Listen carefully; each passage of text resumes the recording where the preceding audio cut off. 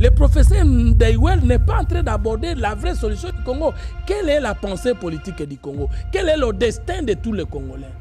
Quelle est la vision de tous les Congolais? Quelle est la mission de tous les Congolais? Et quel est le fondement de l'existence de tous les Congolais? Maintenant, le professeur dit qu'il faut que nous restions dans les 6 provinces traditionnelles. Mais quelles étaient les identités distinctes et claires de chacune d'elles pour qu'on ne puisse pas accepter de se perdre totalement auprès de l'autre ou de l'ensemble, afin que nous puissions créer le fédéralisme. Le fédéralisme, dans ces cas, devient l'antichambre du sécessionnisme. Parce que le système politique, le régime politique, fédéralisme, unitarisme, gouvernements provinciaux ou autres que vous voulez, ne constituent que des formes de l'État. Et lorsque la question sur le fond de l'État n'est pas encore posée, est mal posée, ou qu'on ne veut pas les résoudre, toutes les bonnes réponses sont mauvaises. Le professeur n'a pas posé le vrai problème du Congo. Et sur le plan politique. C'est quoi le vrai problème? Parce que les professeurs, je viens de le dire ici, que depuis 1960, il y a toujours eu affrontement entre unitaristes et fédéralistes. Et j'ai même évoqué le cas ici de la constitution de Lualabou du 1er août 1964.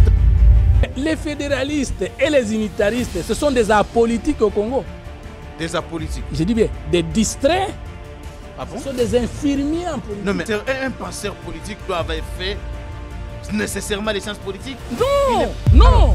Le professeur Ndaiwel ici, comme philosophe, il peut réfléchir. Mais il ne l'a jamais été. S'il était, nous allions sentir par sa proposition.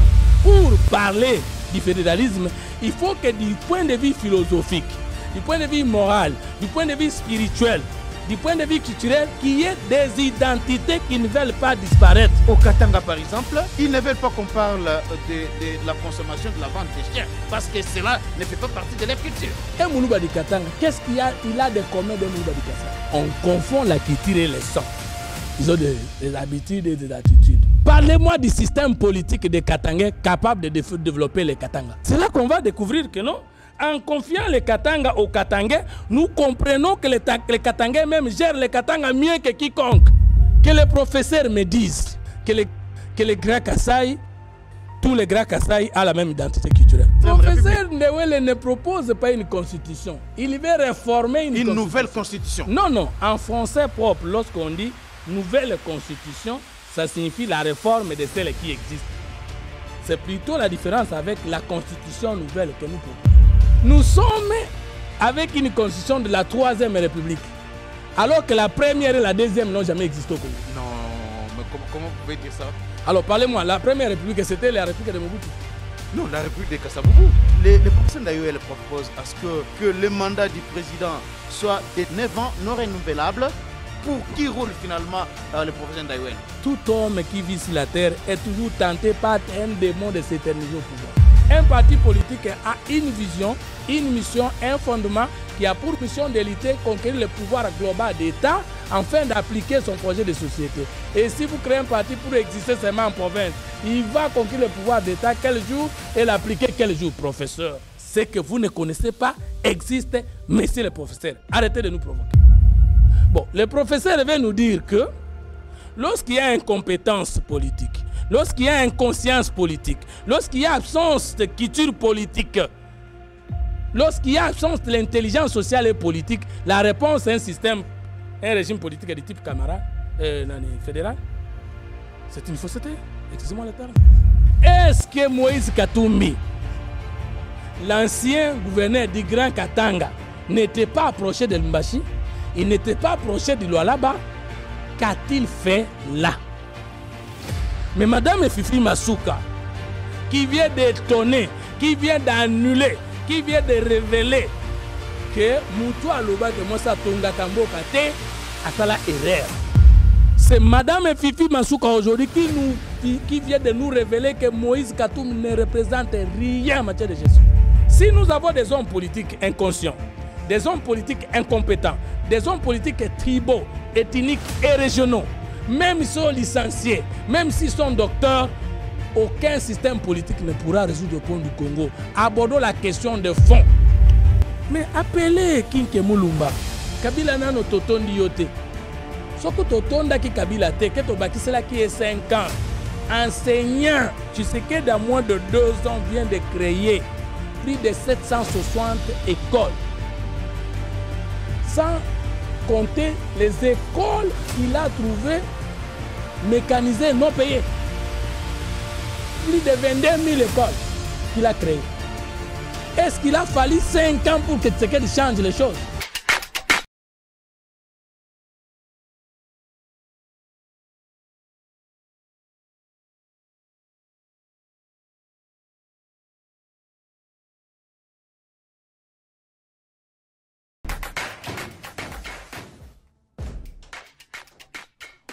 Merci beaucoup, très chers téléspectateurs. Merci à vous tous qui êtes branchés en ce moment pour suivre cette émission, les débats congolais. Ce nouveau numéro du débat congolais qui va aborder un thème extrêmement important.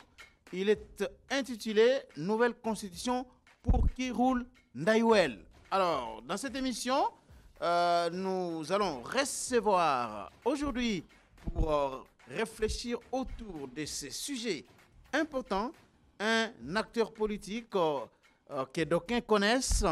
Il s'appelle Monsieur Fumutото Basanga. Il est président national de l'Idéal des Patriotes, un parti politique de la troisième voie, courant des pensées. Fumutото est bien entendu géniteur de la troisième voie. Son parti est membre de l'Union sacrée. Il est politologue, coordinateur des communicateurs de la République. Monsieur Fumutото, bienvenue dans cette émission. Merci à vous pour avoir songé à notre existence et surtout merci à ceux qui vont passer leur temps à nous suivre s'ils veulent nous suivre. Alors, monsieur Fumutото, ça fait débat au pays. Cette autre proposition du professeur historien de son État, il s'appelle Ndaïwel 1e. Il revient avec un débat parmi les débats qui ont toujours secoué la classe politique. C'est le débat sur une nouvelle constitution que la République doit avoir. Et cette constitution-là, il dit que ça doit consacrer un régime de type fédéral. Nous allons, bien entendu, au fur et à mesure de cette émission, revenir sur les différents points principaux de la proposition du professeur Ndaïwel 1e. Mais d'entrée de jeu, Fumutото, est-ce que vous, en tant que politologue, pensez-vous que le professeur Ndaïwel a la légitimité scientifique pour se lancer dans un tel débat et formuler de telles propositions? Brièvement, répondez à cette question. Oui et non. Oui et non. Oui, parce que l'homme est un tout scientifique. Et qu'en tant que tel, le premier à parler des sciences politiques, le premier à parler de l'histoire, de l'économie ou du droit n'était pas juriste issu d'université. Les universités sont créées après le passage des génies sur la terre. Et que Hippocrate, qui est le père de la médecine moderne, n'est pas créé par la médecine dont il est le père. Donc l'homme étant un tout scientifique, il y a toutes les disciplines scientifiques dans l'homme. Et donc il peut se réveiller un moment et parler comme juriste, comme économiste, parce qu'en fait, les sciences ne se développent qu'à travers ou par les faits ou phénomènes tant naturels que sociaux. Donc on ne peut pas empêcher à un historien la possibilité de proposer un nouveau débat. Nous devons les féliciter parce que c'est ce débat-là qui nous manque. Et c'est ce débat-là d'État que nous n'avons jamais eu au Congo. Nous n'avons jamais eu un débat d'État au Congo. Et tout ce que nous avons eu comme rencontre, comme forum, comme c'était des partages équitables ou déséquilibrés du gâteau, mais jamais un débat en termes de forum citoyen capable de fixer le pays. Et lorsqu'un professeur soulève ces débats-là, nous pensons qu'il a raison et qu'il a le droit d'être félicité par nous qui pensons que ce débat nous manquait tant. Là, il a totalement raison. Mais là où il a tort, c'est que par rapport au milieu, par rapport aux circonstances, par rapport à l'intérêt et par rapport au temps que nous avons, le bon sens est la chose du monde la mieux partagée, mais le bon sens n'est pas la science. Le professeur a agi de bon sens, mais il n'a pas eu de préalable politique, scientifique, de proposer un système politique. Il n'en a pas. Il n'a pas l'étoffe. Il n'a pas l'étoffe. Non. Pourquoi? Mais parce que l'histoire comme science ne crée pas les faits ou phénomènes sociaux. L'histoire comme science... C'est la mère des sciences, l'histoire. C'est faux. C'est la petite sœur des sciences, l'histoire. C'est une science dépendante. C'est une variable dépendante. Ce n'est pas une variable indépendante. Tenez. Tout scientifique est historien de sa discipline. Vrai ou faux? Le juriste est le seul historien du droit dans le monde entier. Scientifiquement parlant. Le politologue est le seul historien des sciences politologiquement parlant. Scientifiquement parlant. Les mécaniciens ou les polytechniciens, donnez-moi des facultés, l'économiste est l'historien mondial reconnu des sciences économiques. Donc quand on dit on est historien, il faut préciser l'histoire de quoi? Alors, Fumutoto, je n'aimerais pas que l'on s'attelle beaucoup plus là-dessus. D'entrée de jeu, le professeur Ndayouel propose un régime de type fédéral. Un régime de type fédéral, je précise bien, à moins que vous apportiez des nuances. Est-ce que le régime de type fédéral qu'il propose est différent d'un régime fédéral tout court? Parce que là, il dit que la République démocratique du Congo, qui aujourd'hui a 26 provinces, doit revenir à 6 provinces qui y étaient lorsque la RDC a accédé à la souveraineté nationale et internationale en 1960. Il propose à ce que nous revenions aux 6 provinces qui seront appelées des régions. Et dans les régions, on va retrouver des provinces. Et ces provinces-là, ces régions-là seront dirigées par des commissaires nommés par le président de la République. Ce qui n'est pas forcément le cas dans un régime fédéral. Est-ce que vous pensez que lorsqu'il dit un régime de type fédéral, c'est la même chose qu'un régime fédéral? Lorsque le professeur dit régime politique de type fédéral, est-ce qu'il dit système politique? Est-ce que le professeur a pris soin de consulter un politique chevronné ou un politologue ou finalement un penseur politique avant de se voter dans un domaine qui ne relève pas de sa compétence scientifique? Est-ce qu'il a pris ce courage-là? Est-ce que le professeur a pris ce courage-là? Il parle de régime politique. Mais le régime politique en sciences politiques est moins important que le système politique. C'est quoi? Voilà pourquoi lui-même est en difficulté. Il dit régime politique de type fédéral, c'est-à-dire qu'il fait allusion au système politique. Quelle est la petite différence? Le régime politique est la manière de gouverner un État, de repartir le pouvoir d'État, la géopolitique de l'État, l'administration de l'État, à travers les différents centres d'impulsion politique, tels que décrits dans une loi fondamentale qu'on peut appeler la Constitution, coutume traditionnelle, politique ou consort. C'est ça le régime politique. Par exemple, vous vivez dans un régime parlementaire. Vous savez ce que ça signifie.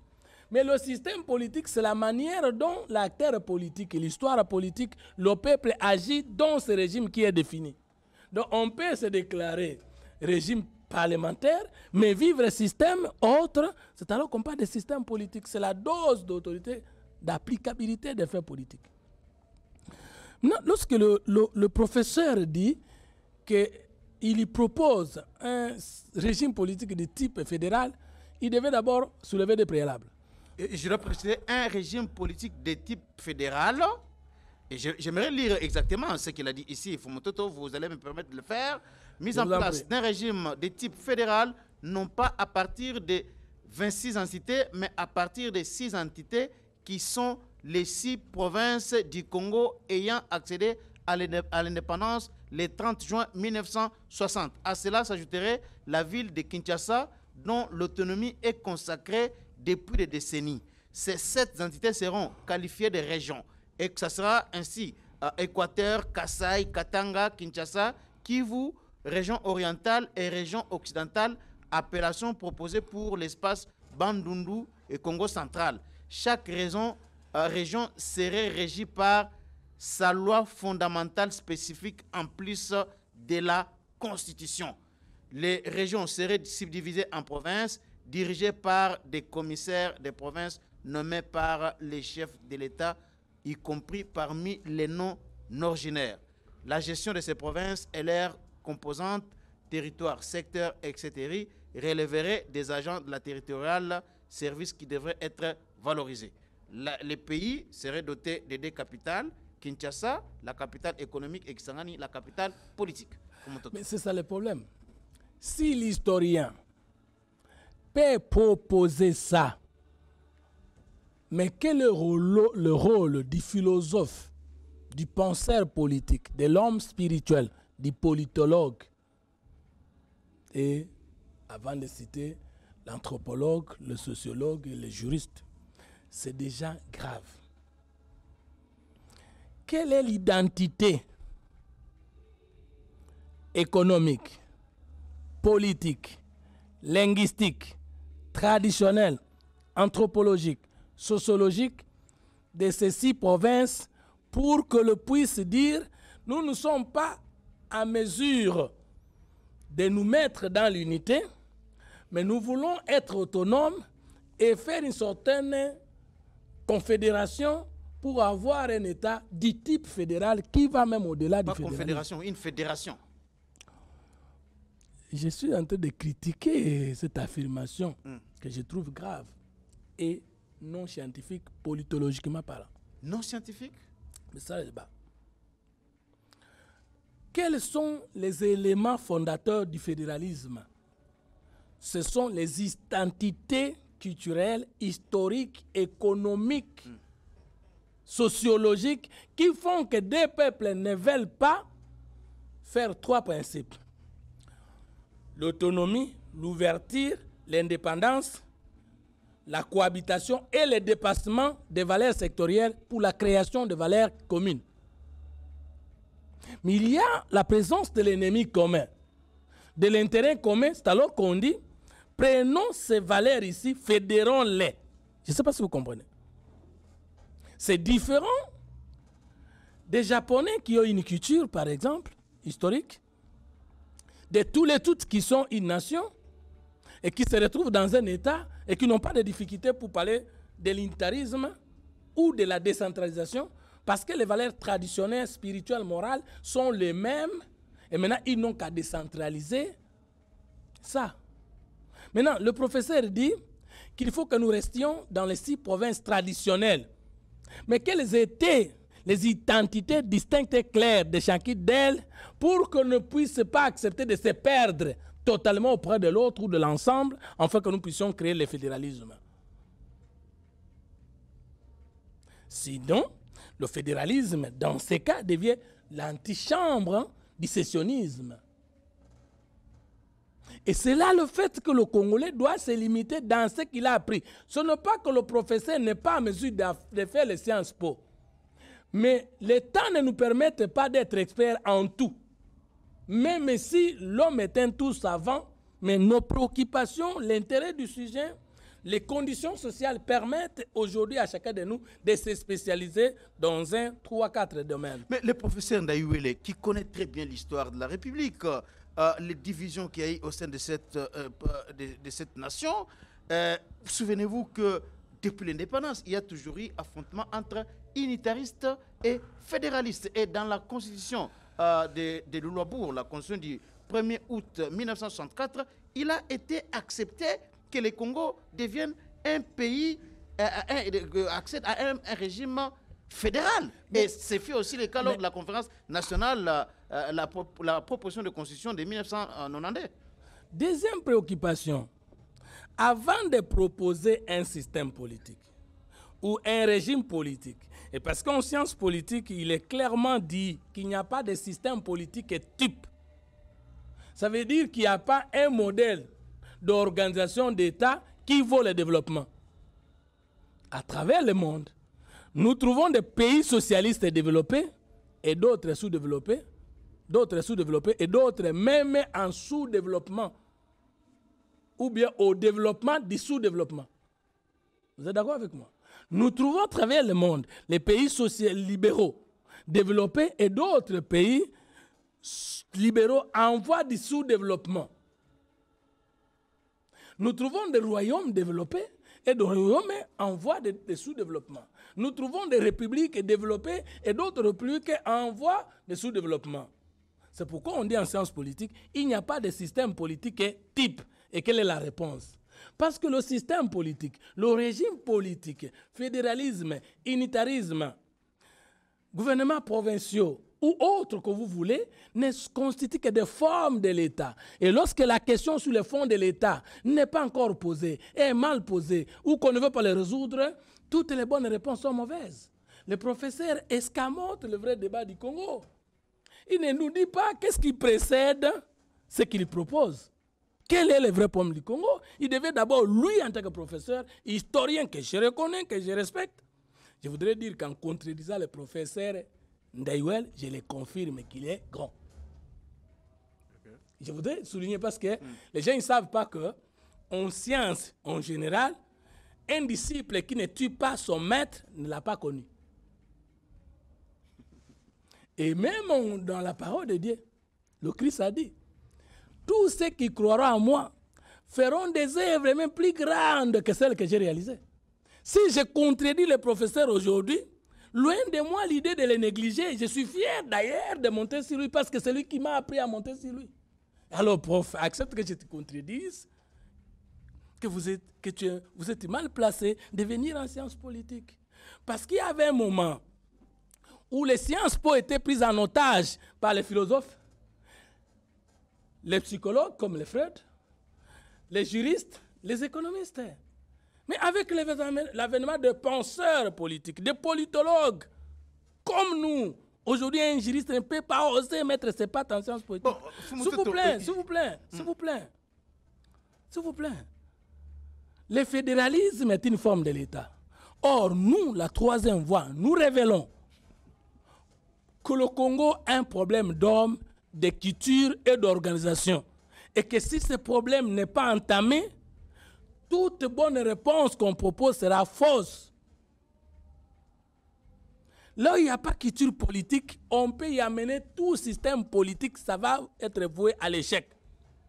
Lui, il parle de fédéralisme ou du régime de type fédéral. Ici, des six anciennes provinces. Mais ces six anciennes entités reflétaient le système politique de la colonisation qui avait commencé à fixer la capitale à Vivi, nous sommes au Congo central à Boma, et de là à Kinshasa, tout simplement parce qu'on a besoin d'évacuer les débouchés vers l'Europe. Et lui, il veut que les décolonisés puissent maintenir le système politique du colonisateur. 2. Il dit que le pays aura des capitales. Une capitale économique. Kinshasa. Économique, oui, administrative. Kinshasa, économique Kinshasa, et politique Kisangani. Et Kinshasa produit quoi? Pourquoi ne même pas parler de Lualaba? Pourquoi ne même pas parler de Okatanga? Kinshasa économiquement représente quoi? Vous voyez la spéculation scientifique. Quand on parle Douala est la capitale économique du Cameroun et l'autre capitale administrative, mais parce qu'il y a des industries là-bas. Comment un professeur d'université peut-il spéculer comme ça? Kinshasa représente quoi? C'est le grenier agricole? Kinshasa représente quoi? C'est le grenier minier? Kinshasa représente quoi? C'est l'homme blanc qui voulait évacuer ses débouchés vers l'Europe qui a placé la fausse capitale de Kinshasa, du Congo à Kinshasa. Nous, au niveau de la troisième voie, nous pensons qu'un problème a trois façons d'être compris. Comment il se pose, comment il est posé et comment il entend être résolu. Le professeur n'a pas posé le vrai problème du Congo. Sur le plan politique. C'est quoi le vrai problème? Parce que les professeurs, je viens de le dire ici, que depuis 1960, il y a toujours eu affrontement entre unitaristes et fédéralistes. Et j'ai même évoqué le cas ici de la constitution de Luabou du 1er août 1964. Je vais arriver. Mais les fédéralistes et les unitaristes, ce sont des apolitiques au Congo. Des apolitiques? Je dis bien, des distraits. Ah bon? Ce sont des infirmiers en politique. Non mais attendez, nous savons très bien que la commission constitutionnelle là, qui avait séjourné à Kananga pendant 3 mois était dirigée par Joseph Iléo, il y avait de Marcel Liaou, il y avait d'Étienne Tshisekedi et beaucoup d'autres juristes. Vous pensez que c'était des apolitiques? Mais un juriste vient faire quoi dans le système politique? C'est le philosophe, l'homme spirituel, le penseur politique qui crée l'État, le fixe et le droit vient comme garde-fou. Un juriste, c'est un scientifique de second lieu. Ah bon? Je mesure ce que je dis. Vous insultez les juristes? Je n'insulte pas, je qualifie. Mais il y a quand même les sciences nologiques. Le droit n'est pas une science nologique. Les premières sciences de l'existence de l'homme sur la Terre, c'est la philosophie et la théologie. Bon, ça c'est vraiment un autre débat. Non, parce que les économistes diront que ce sont eux, les juristes diront que ce sont eux parce que tout a commencé par... Non. Dans chaque État, on trouve un ministère chargé des questions économiques. On trouve un ministère chargé des questions de droit, ministère de la justice. S'il vous plaît. C'est pas notre débat ici. C'est ça le débat. Parce qu'en matière de la santé, il y a 3 intervenants. Il y a les pharmaciens qui, par inspiration de Dieu, créent les médicaments après avoir découvert la pathologie ou les microbes. Il y a les médecins qui consultent et prescrivent le traitement ou la thérapeutie. Et il y a l'infirmier qui traite sur base de l'invention du pharmacien et de la prescription du médecin. En politique, il y a les penseurs politiques, les politologues et les infirmiers qui sont des acteurs politiques. Mais est-ce qu'un penseur politique doit avoir fait nécessairement les sciences politiques? Non, non. Alors, le professeur Ndayouel ici, comme philosophe, il peut réfléchir. Mais il ne l'a jamais été. S'il était, nous allions sentir par sa proposition. Comment vous pouvez proposer une thérapeutie à une maladie inconnue? Il a proposé un régime du type fédéral. À quel problème? Il devait d'abord nous dire, tenant compte de ça, de cette anthropologie politique, sociologie politique, histoire politique, voilà à quel niveau le système ou le régime politique qui est là ne peut pas être la réponse au problème. Voici ce qu'il faut faire. Comment a-t-il posé le problème du sous-développement du Congo et le moyen d'y remédier en créant un nouveau système politique, en proposant un nouveau régime politique? C'est ça le débat que Fumtoto soulève. Je suis apprenant en 3e cycle de Sciences Po et bientôt professeur d'université. J'ai une thèse, c'est la science politique. Mais lorsque en tant qu'historien, il remarque par exemple que dans beaucoup de provinces, il y a ceux qui veulent que leur identité soit respectée, ils ont leur choix politique à eux, et se basant sur ces précédents, ils proposent un régime de type fédéral. Vous ne voyez pas qu'ils peuvent avoir raison. Par exemple, parce que dans un régime fédéral, dans chaque État fédéré, on vote des lois propres vous avez qui compris, respectent la culture. vous avez compris la culture locale. Est-ce que vous ne voyez pas qu'en se basant sur ça, il a raison de proposer? Mais vous avez compris, vous venez de me donner raison. J'ai toujours aimé votre façon de réagir. Pour qu'il y ait fédéralisme, il faut qu'il y ait des identités culturelles distinctes et claires, qui chacune ne veut pas se perdre et ne veut pas s'associer pour la valeur commune, mais par rapport à l'intérêt commun. Mais est-ce que ce n'est pas le cas aujourd'hui? Ce n'est pas le cas. Par exemple, je vous donne un exemple. Je termine. Oui, allez-y. Alors, donnez-moi. Vraiment, vous avez bien raisonné et vous avez cloué le professeur vous-même. Vous avez dérouté mais ça passe sa tête parce qu'il nous parle des identités qui tirent de 6 provinces ancienne. Parce que le Congo central, le Bandundu, ça fait partie de la même identité culturelle. La province de Léopoldville à l'époque. Ah, c'est l'espace, quoi? Du point de vue culturel, c'est le Kikongo, non? Que ce soit Moun Kutuba, que ce soit Kikongo à l'État, c'est entre eux. Alors, deux provinces qui doivent exister pour les régimes du type fédéral, alors qu'ils n'ont pas des identités culturelles différentes. Maintenant, c'est tombé, non? Parce que je vous ai dit ici que pour parler du fédéralisme, il faut que du point de vue philosophique, du point de vue moral, du point de vue spirituel, du point de vue culturel, qu'il y ait des identités qui ne veulent pas disparaître. Mais je prends un exemple. Lorsque on avait suivi les débats ici, ça avait enflammé hein, les réseaux sociaux, ou au Katanga par exemple, ils ne veulent pas qu'on parle de la consommation, de la vente des chiens, parce que cela ne fait pas partie de leur culture. C'est un exemple que je suis là. Merci beaucoup. Mais est-ce que les Balouba du Katanga, et Moulouba du Katanga, qu'est-ce qu'il a, il a de commun de Moulouba du Kassai? Vous avez des fils. Un évolue en Arabie Saoudite.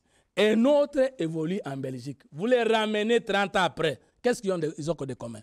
On confond la culture et le sang. On confond la culture et les pigments. On confond la culture et les conditions sociales.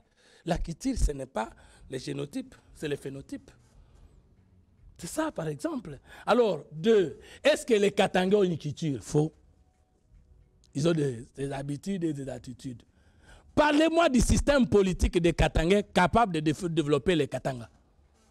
Montrez-moi combien de premiers ministres arrivés au Congo du Katanga qui ont développé les Katanga. C'est là qu'on va découvrir que non, en confiant les Katanga aux Katangais, nous comprenons que les Katangais même gèrent les Katanga mieux que quiconque. Mais aujourd'hui, avant l'arrivée de Tshisekedi, avant qu'il n'amène la gratuité de l'enseignement, le président qui l'a précédé et qui a fait voter la Constitution, qui a incarné la gratuité de l'enseignement, il est Katangais, qui a eu gratuité de l'enseignement au Katanga. Les Katangais ont souffert de la même manière que les Kassaïens, que les Bandundu et consorts. De quoi nous parlons? De quoi nous parlons? Que les professeurs me disent que les Grands Kasaï, tous les Grands Kasaï ont la même identité culturelle. Parce que j'ai les Balouba, j'ai les Bapende du Sankuru, ils sont à Lusambu. Les Bapende au Sankuru. Les Bapende du Sankuru. Ils sont natifs du Sankuru, ils sont les Bakwa. Et j'ai les Balouba du Sankuru, vous savez ça? Donc vous pensez qu'au Congo, il n'y a pas une culture homogène, il n'y a pas une culture au Congo et que les différentes entités ne peuvent pas, dans le cas d'un fédéralisme, vouloir que leur identité culturelle soit préservée à travers des lois? Mais écoutez, nous ne pouvons pas nous déclarer une république et encore consolider l'émergence des identités claires et distinctes entre nous. C'est une contradiction, les professeurs qui comprennent ça. Je vais vous donner un exemple. Les intellectuels congolais, non, j'ai péché. Les diplômés congolais. Pas intellectuels. Pas intellectuels. Parce qu'un intellectuel, c'est celui qui sait utiliser son intellect, sa connaissance personnelle pour résoudre un problème qui est devant lui. C'est ça un intellectuel. Mais un diplômé, c'est celui qui a le savoir codifié, qualifié, reconnu, mais qui peut ne pas résoudre son problème. Tenez. La constitution que nous avons aujourd'hui, c'est la constitution de la 4e République. Non, la 3e République. Okay. Le professeur Ndewel propose une constitution qui va basculer la RDC dans la 4e République. Le professeur Ndewel ne propose pas une constitution. Il veut réformer une nouvelle constitution. Non, non. En français propre, lorsqu'on dit nouvelle constitution, ça signifie la réforme de celle qui existe. C'est plutôt la différence avec la constitution nouvelle que nous proposons. Non, mais le professeur Ndewel veut à ce que l'on fasse table rase de ce qu'on a comme constitution aujourd'hui, que la République soit dotée totalement d'une constitution différente de tout ce qu'on a. Mais qu'il appelle ça la constitution nouvelle et non la nouvelle constitution, c'est les Français. L'homme nouveau et le nouvel homme, c'est deux choses. L'homme nouveau, c'est un autre type d'homme. Le nouvel homme, c'est un homme réformé. C'est les Français. Et ça, Français, tu vois, Français, et que c'est un Français, français, dans la classe. Donc, je reviens. Nous sommes avec une constitution de la 3e République, alors que la première et la deuxième n'ont jamais existé au Congo. Non, mais comment vous pouvez dire ça? Alors, parlez-moi, la première République, c'était la République de Mobutu? Non, la République de Kasavubu. Et donc, la République de quand Kasavubu. Mouzé est entré avec l'AFDEL, il nous disait toujours, nous sommes plus d'accord avec les attitudes de la première République. La première République, c'était le système de Mobutu. Mobutu est né dictateur, il est mort dictateur, il n'a jamais créé une république. 2, tenez, même en 1960, il n'y a pas eu une première république. Parce que pour qu'il y ait une république en sciences politiques et à travers le monde de l'histoire politique, il faut qu'il y ait des préalables. Il faut qu'il y ait d'abord la présence du constituant républicain et ensuite l'action du constituant républicain, même si le pouvoir venait d'un coup d'État. Ça se fait comment? Quelqu'un fait un coup d'État, il arrive. Il faut qu'on crée d'abord un système, un phénomène qui fait qu'on recourt au peuple.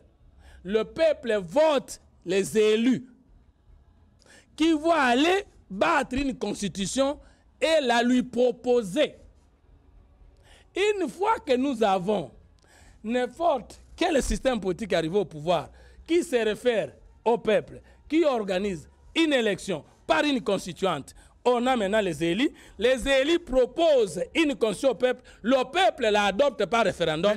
Mais là, ce sont des procédés démocratiques d'élaboration des constitutions. Alors, mais on est ici, en 1960, c'était, on peut dire, des procédés autoritaires. Ah, merci. C'est qu'il n'y a pas une république. Parce que res publica signifie chose commune. Et dans la république, la démocratie est définie comme le pouvoir par le peuple, pour le peuple, par le peuple et pour le peuple. Et donc, lorsqu'il y a eu des procédés autoritaires, tout peut avoir existé, sauf une république. Parce que les gens confondent les concepts en sciences politiques. Le mot État ne signifie pas pays, ne signifie pas nation, ne signifie pas peuple, ne signifie pas république. Tenez. Le roi des Belges est un chef de l'État, mais il n'est pas président de la République. Mais le président français est un chef de l'État et président de la République. Un État peut s'organiser en une république, tout comme une royauté. Alors, le Congo ne peut pas avoir la 3e République parce que la première et la deuxième n'ont jamais existé. Et même la 3e n'a jamais existé. Lorsqu'aujourd'hui, on parle de la 3e République, que ça soit c'est une fausseté en sciences politiques. La Constitution ici, 18 février 2006, donc ça ne répond à aucune logique. J'espère que vous m'avez reçu en tant que politologue. Bien sûr que oui. Vous m'épargnez de tout parce que si vous me recevez en tant qu'acteur politique, en tant que citoyen, là, je suis obligé de dire oui, amen à notre constitution. Mais en tant que penseur, je dois m'élever et élever le débat. C'est la meilleure des fausses constitutions que nous avons connues. Meilleure des fausses constitutions? Oui. La constitution 18 février 2006. On ne peut pas affirmer que nous sommes une république et dans le préambule, soulever comme antivaleur le tribalisme, le régionalisme et la malgouvernance. Si nous sommes ensemble, si nous sommes un, si nous sommes une nation, le tribalisme ne peut pas exister. En France, le tribalisme n'existe pas. Donc, dans la République, on ne peut pas parler de malgouvernance, de détournement. On peut parler de la malgouvernance, mais on ne peut pas parler du régionalisme et du tribalisme comme antivaleur. Parce qu'en fait, peut-être qu'on ne se comprend pas. Peut-être qu'on ne comprend pas, et je soulève ce débat pour qu'on puisse se comprendre. Parce que ça fait longtemps que beaucoup de gens ne savaient pas un politologue est nécessaire en quoi dans un pays. Et ça fait longtemps que beaucoup de gens prenaient les conseillers politiques, mais qui ne sont pas des politologues. Et il y a même des hommes politiques qui n'ont pas de conseils politiques, qui n'ont pas de conseils philosophiques, qui n'ont pas de conseils psychologiques. On n'a que des conseils juridiques et des conseils économiques. Mais dans un état où la philosophie, la psychologie, les sciences po, la spiritualité, la théologie n'a pas encore bien joué son rôle, que vient faire le juriste? Que vient faire l'économiste? Il fait quoi? Parce que toute loi a son esprit. Et selon Montesquieu, l'esprit de la loi, ce n'est pas le droit. L'esprit de la loi, ce n'est pas la Constitution. L'esprit de la loi, ce n'est pas les juristes. L'esprit de la loi, ce n'est pas la faculté des droits. Ça peut être l'anthropologie, la sociologie, la philosophie, la psychologie, la coutume, la pratique. Donc nous sommes dans un pays où on ne reconnaît pas la place des penseurs politiques. On reconnaît seulement la place des scientifiques et des politiciens. Mais ça ne peut pas aller. Je vous prends l'exemple de la Chine. Qui a fixé la Chine? C'est Confucius, le penseur, le prévoyant. Qui a vu Confucius et là lui a donné le corps? C'est Mao. Qui anime ce qui a été vu exécuté? C'est celui qui est là, qui a conçu le Congo comme penseur. Parce que ceux qui ont conçu la France n'ont pas été forcément des chefs d'État. Ceux qui ont conçu la Belgique n'ont pas été forcément des chefs d'État, mais qui a conçu le Congo. Voilà qu'un professeur historien, au lieu de nous parler de l'histoire, de sa spécificité, va jusqu'à annuler les Sciences Po.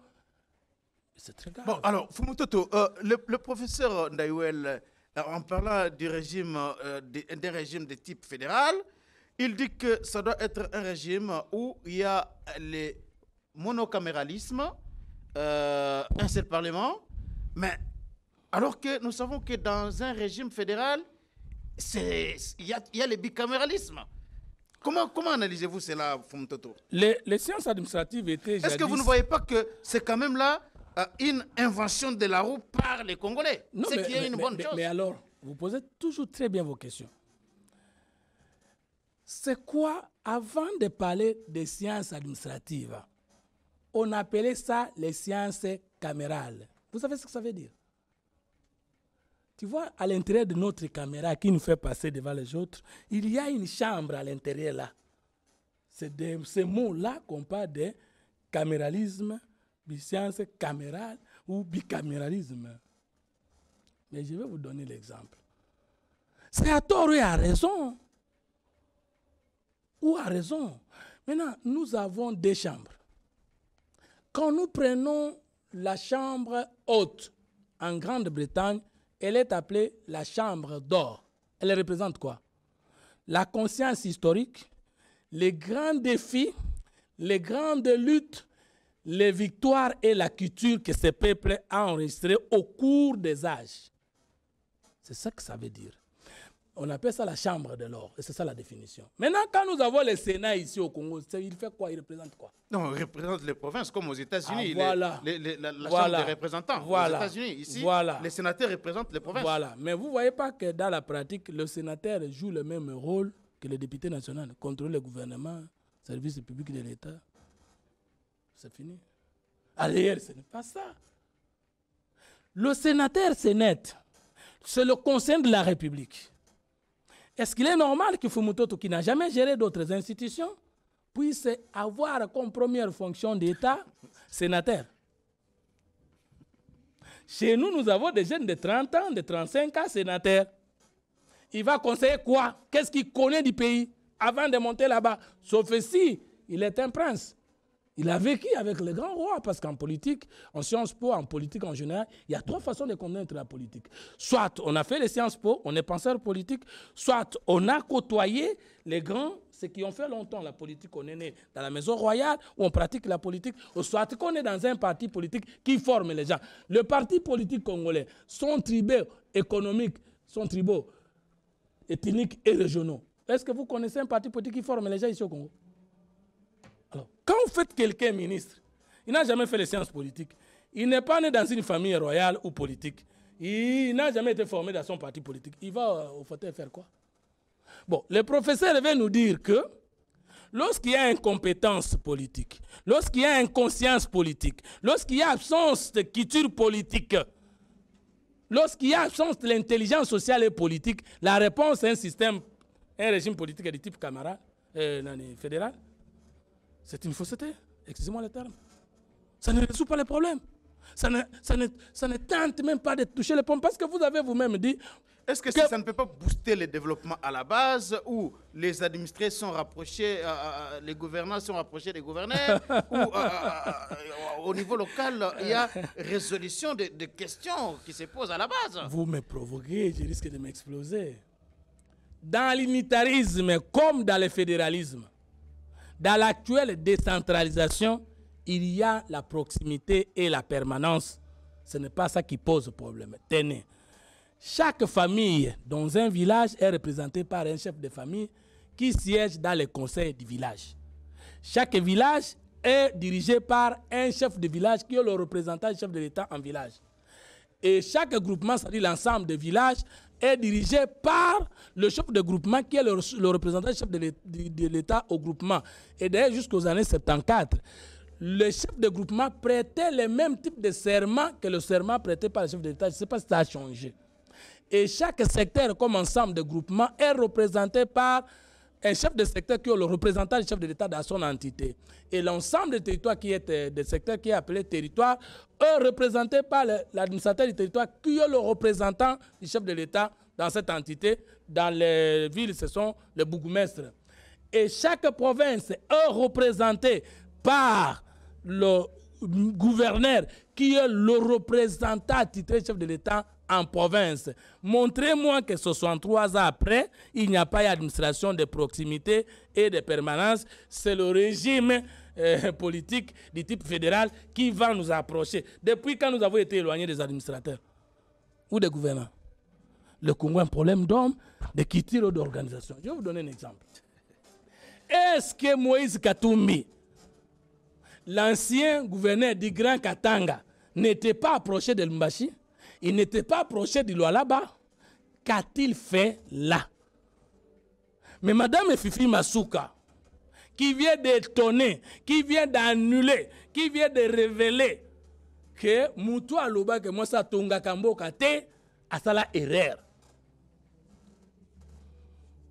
Est-ce qu'elle est dans le régime politique du type fédéral? Comme le professeur Le Soulette. Parce que Lualaba, aujourd'hui, c'est un exemple de gestion d'une dame. C'est Madame Fifi Masuka aujourd'hui qui vient de nous révéler que Moïse Katumbi ne représente rien en matière de gestion.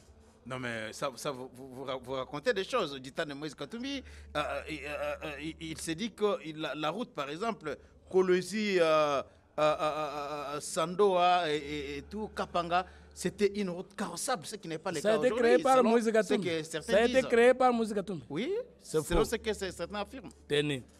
Sous Moïse Katumbi, alors gouverneur du Grand Katanga, Lualaba était un grenier qui servait d'exploitation pour les autres pays du monde et jamais pour les Lualabais. Maintenant, je peux appeler mon vieux Mouyej. Yaka Vieto Kenena Lualaba. Yo Zalaki Kakawa. Pendant que vous étiez en train d'emprunter l'argent dans les banques sur place, vieux Mouyej, vous avez laissé un chauffeur à moins de $500. Vous avez laissé les mamans qui travaillent là à moins de $300. Vous avez laissé un conseiller à moins de $700. Mais Madame Fifi Masuka, moins d'une année, akende qui copuisait wapi, libanda Lualaba te, allez au Lualaba maintenant, voyez comment ça s'annonce. Voyez comment les immeubles poussent. Et voyez comment. Alors, c'est l'administration du type fédéral? Professeur. C'est ça. Alors, vous savez, dans la Bible, il est écrit, Juge chapitre 7, 5, verset 7.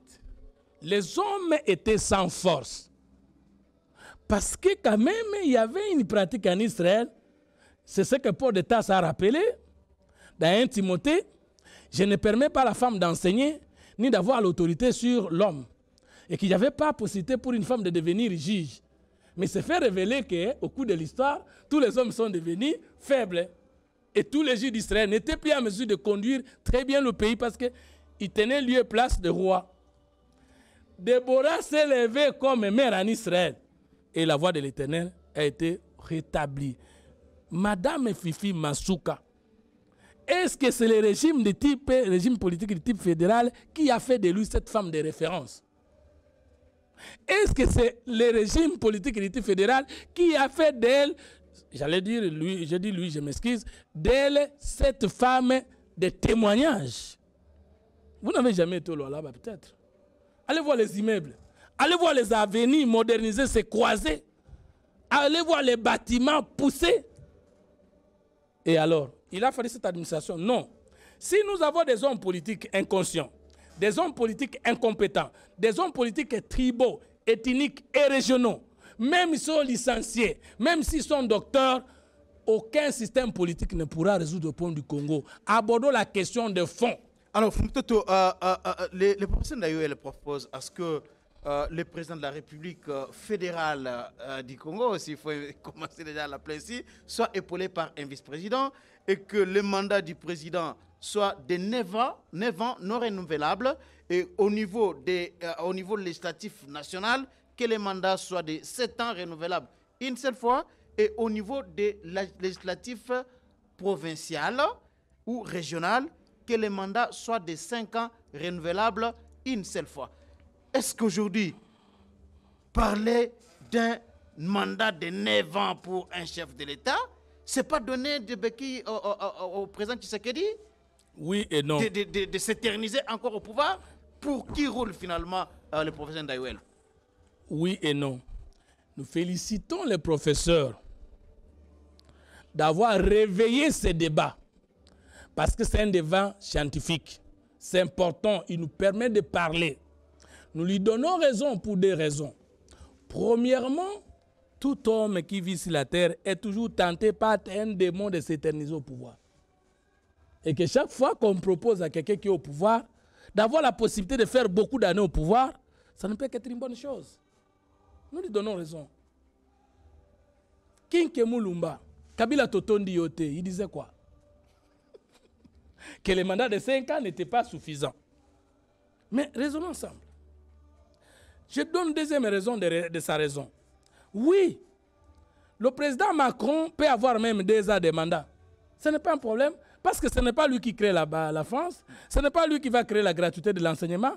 Il n'a pas retrouvé la France sous l'embargo, il n'a pas retrouvé la France sous le régime des notifications pour l'achat d'armes et équipements des militaires. Il n'a pas trouvé le salaire d'un enseignant à 100 000 francs congolais. Là, Macron, il peut faire même 2 ans, il ne fait que des réformes. Là, le professeur a raison de dire, le Congo est à refaire. Tout est prioritaire. Est-ce que 5 ans suffisent pour que même celui qui vient nous sauver puisse vraiment sentir qu'il a eu le temps suffisant de nous sauver? Mais pour ceux qui disent que Tshisekedi a fait beaucoup plus de choses en 2 ans et demi de gestion, 5 ans c'est beaucoup. Là, vous les tuez. Vous tuez le professeur. Vous voyez que le professeur a agi par émotion et a abandonné un peu la raison. Un ministre qui dort un jour et qui dort une semaine et qui va dormir un mois, si vous lui donnez 5 ans de mandat, vous lui avez donné 5 ans de sommeil. Si alors, l'élasticité du mandat signifie la possibilité d'agir. Mobutu en a eu 32 ans, il a détruit le pays. Joseph Kabila en a eu 18 ans, il a détruit le pays. Vous voyez que le professeur pose très mal les problèmes. Et sa bonne solution est mauvaise. 2. Mais appelez Kinke Mulumba. Kabila nano totondi yote. Soko totonda ki Kabila te, que tobakisela qui est 5 ans. Enseignant, tu sais que dans moins de 2 ans vient de créer plus de 760 écoles. Sans compter les écoles qu'il a trouvées mécanisées, non payées. Plus de 22 000 écoles qu'il a créées. Est-ce qu'il a fallu 5 ans pour que Tshisekedi change les choses? Il nous a trouvé un budget de 4,5 milliards. Est-ce qu'il a fallu 9 ans pour qu'il puisse nous faire passer de ce budget-là à un budget de 16 milliards aujourd'hui à moitié? Ce n'est pas le temps qui pose problème. Mais le temps devient nécessaire, impérieux, important lorsque nous découvrons qu'il y a une bonne allure. En ce moment-là, nous ne manquerons pas l'opportunité de proposer après le 2e mandat la possibilité de déverrouiller les articles verrouillés. Et nous allons bien justifier la raison. Les articles verrouillés par les Congolais qui ont voté la constitution actuelle lors du référendum de décembre 2005. En tout cas, je vais dire aux politologues et aux juristes qui me suivent qu'il n'y a pas de constitution rigide. Il faut corriger cette fausseté doctrinale. Non, il y a des matières qui ont été verrouillées. L'actuelle constitution a reçu l'onction populaire en 2005. Mais vous m'avez appelé pour provoquer un débat scientifique que je suis en train de faire. Qu'on corrige ce qu'on donne à nos enfants en sciences politiques et en droit comme fausseté, il y a des dispositions verrouillées. Non. Tant que le législateur est vivant et souverain, il n'y a pas de disposition verrouillée parce qu'il n'y a aucune constitution qui est au-dessus du peuple. Donc aujourd'hui, on peut revenir, on bannit le pluralisme politique parce que c'est parmi des matières verrouillées, le nombre, la durée des mandats, le pluralisme syndical, tout ça, on peut bannir ça? Mais alors, je raisonne comme serviteur de Dieu. Dieu proclame une alliance avec Moïse. Il donne la loi. Et il dit, celui qui mettra ces choses en pratique vivra par elles. Et quiconque transgressait la loi était considéré comme pécheur. Et le Christ arrive, lorsqu'il dit tout est accompli, il inaugure une nouvelle loi et proclame la nouvelle alliance. Est-ce que devons-nous encore rester dans la loi de Moïse? Non. Et vous allez voir, si vous prenez 2 Corinthiens chapitre 3, verset 7, l'apôtre Paul appelle le message de Moïse qui a été inauguré par le Saint Jésus, le Saint Dieu qui est le même hier, aujourd'hui, tellement que c'est le mystère de la mort. Le peuple a verrouillé l'article 222 pour un temps. Et si le peuple dit, je vais le déverrouiller pour un autre, où est l'infraction? Alors, Fumototo, parce qu'on nous fait signe que nous sommes en train de tendre à la fin de cette émission, j'ai évoqué les cas ici, Fumototo, de ces mandats de 9 ans, et 5 ans, 7 ans, au niveau législatif national. Vous ne voyez pas que là, pour la proposition du professeur Ndaïwel, vient un peu donner beaucoup plus de consistance aux élus, tant nationaux que provinciaux? Non, nous n'avons pas besoin de passer par là pour donner au président de la République que nous trouvons volontiers et en train de résoudre progressivement le problème du pays. Non. On fait appel seulement au peuple pour qu'il se prononce sur ce qu'il a verrouillé, c'est fini. Ça ne pose aucun problème. Ça ne pose aucun problème. Ce que nous déplorons dans l'analyse du professeur, c'est qu'il n'a pas tablé sur le fond de l'État, il n'a tablé que sur la forme de l'État, mais je ne peux pas terminer cette émission sans vous révéler notre système. Nous, au niveau de la 3e voie, notre idéologie est le poitrinisme. Si vous voulez, le tercisme. Poitrinisme. Ça, c'est un néologisme, là. Mais justement, c'est ça même la science. Il y a la gauche, il y a la droite. La gauche, c'est le système économique ou le mode de production économique qui consacre les salariés et le syndicat. La droite, c'est le système économique ou le mode de production économique qui consacre le patronat et le capital. Et le conflit qui a opposé le monde entier, c'est que les uns ont voulu que l'État soit capitaliste et l'autre, ou libéral, les autres ont voulu que l'État soit socialiste et communiste. Nous disons que nous devons libérer l'État des emprises idéologiques. 2, au Congo, on ne peut pas parler de partis libéraux et de partis socialistes parce qu'au Congo, il n'y a jamais eu de mode de production. Le professeur parle d'avoir 3 partis politiques, 3 types de partis politiques.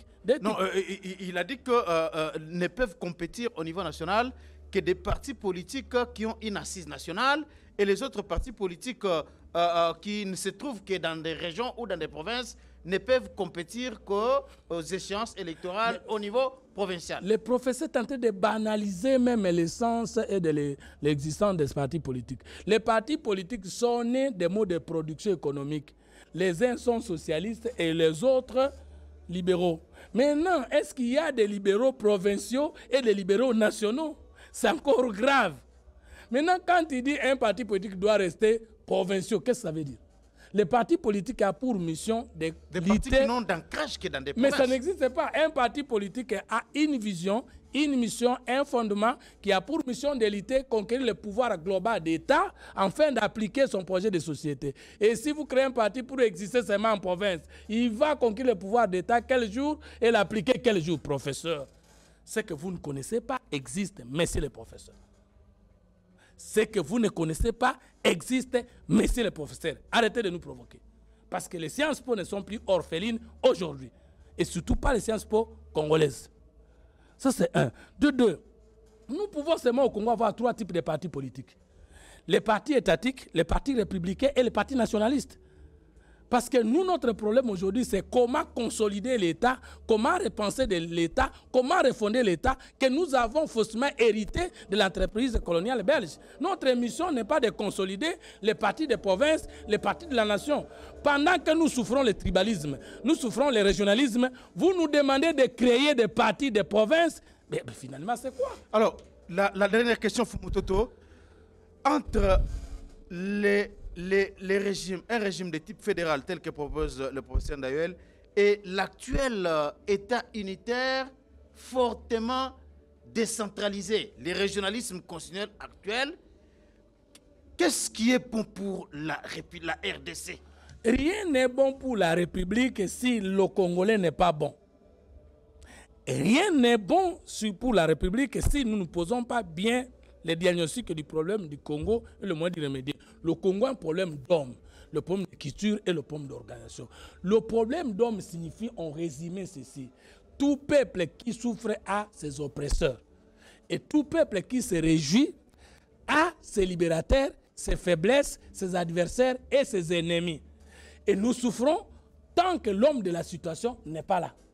Et même si nous proposons tout système politique du monde entier, si l'homme que Dieu a destiné pour libérer le Congo n'était pas encore là, il n'y aura pas de solution. Je termine. Oui. Le problème de culture, c'est que la nation est une communauté de destin. Et chaque peuple a sa destinée spirituelle, son génie propre et son autonomie politique. Le professeur Ndayouel n'est pas en train d'aborder la vraie solution du Congo.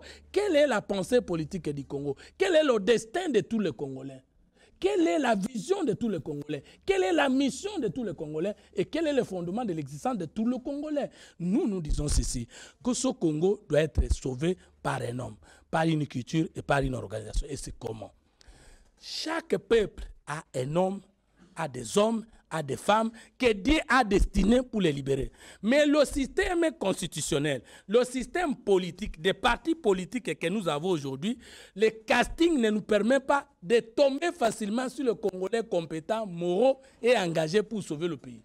Étant des partis politiques tribaux, ethniques et régionaux, les castings, les sélections posent problème. Alors, nous pensons que demain, d'après l'idéal patriote, le parti politique de la troisième voie, courant de pensée, le Congo est un État qui doit se maintenir avec 25 provinces. Dans ces 25 provinces, nous pouvons prendre l'Apocalypse chapitre 4, verset 1er, on dit, après cela, une voix, j'ai vu une porte ouverte au ciel, et on m'appela, voir et regarder, il y a un homme assis sur le trône. Cet homme qui était assis sur le trône était entouré de 24 trônes. Et puis il était aussi entouré de 4 veillards.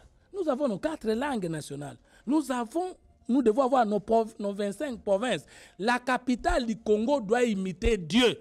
On ne peut pas prendre la capitale d'un pays comme le Congo à dimension continentale et la poser à la province orientale, à Tchopo ou à Kinshasa. Non, vous pouvez quitter Lualaba pour arriver à Kinshasa. C'est plus de 2 heures de vol. Est-ce que c'est normal que quelqu'un puisse se déplacer dans son pays avec plus de 2 heures? Et puis, pendant ces 2 heures de vol-là, vous avez quitté Kinshasa, vous êtes au Cameroun. Je ne sais pas si les gens connaissent. Ici, Angola, pour arriver à Luanda, c'est moins de 1 heure. Je suis à Luanda, de l'aéroport international d'Ndjiri. Alors, si je quitte l'aéroport international d'Ndjiri, je suis en Afrique d'ici de 2h30.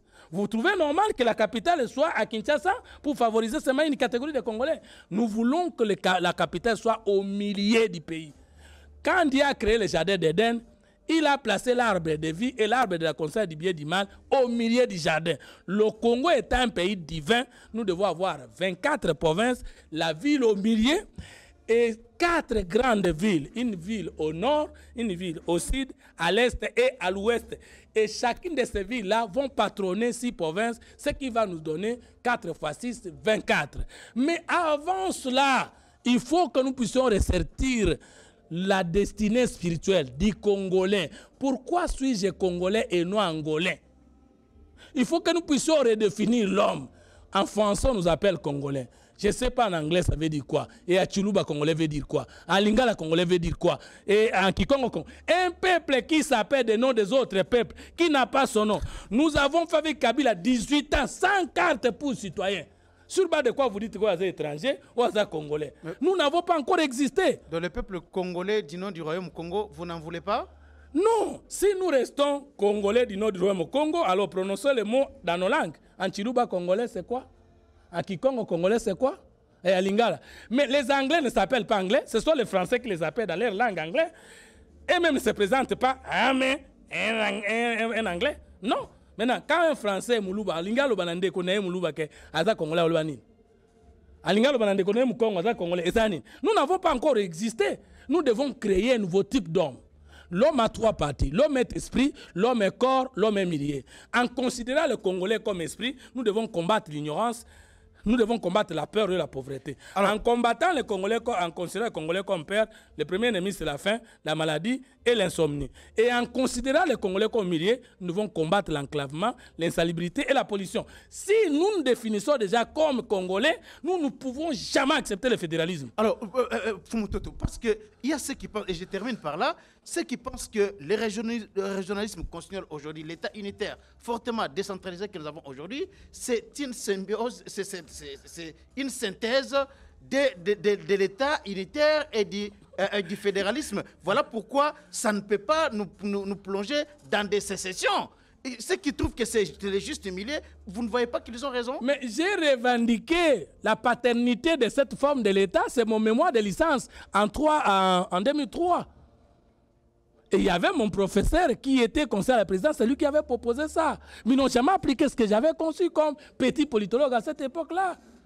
Mais ce n'est pas la constitution qui pose problème, c'est l'homme congolais qui pose problème. Le Congolais lui-même est la cause de l'échec et du relèvement du Congo, sans nier l'apport négatif et positif des autres êtres de la terre. Merci. Si nous ne changeons pas les Congolais, nous pourrons proposer tout système politique, ça ne va pas aboutir et surtout jamais le fédéralisme. Alors, votre conclusion par rapport à la proposition du professeur Ndayouel?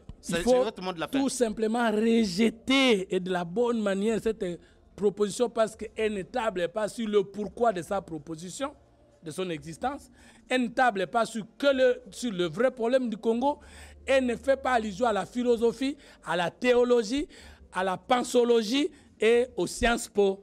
Elle n'est pas politique. Parce qu'elle n'aborde aucune question d'État. Elle nous renvoie à la tradition des 6 provinces qui n'ont aucune identité spirituelle, qui n'ont aucune identité scientifique, qui n'ont aucune identité économique, sur le sentiment du passé. Nous savons que dans la vie de l'homme, il y a des ennemis. C'est le passéisme et le mimétisme. Et la vérité est dans le présent. Nous devons nous-mêmes être en mesure de nous repenser, de repenser notre histoire et d'accueillir l'avenir. Donc, le Congo va changer parce qu'on aura changé les Congolais. Merci le Congo va changer parce qu'on aura la culture d'excellence et le Congo va changer avec n'importe quelle forme de l'État si le fond de l'État est résolu. Merci beaucoup, M. Fumutoto. Nous sommes très heureux de vous avoir sur ce plateau. Restez branchés sur Amen TV. Suivez cette émission sur GSR Congo TV, Facebook, Twitter, TikTok, WhatsApp. Merci et rendez-vous au prochain numéro des débats congolais.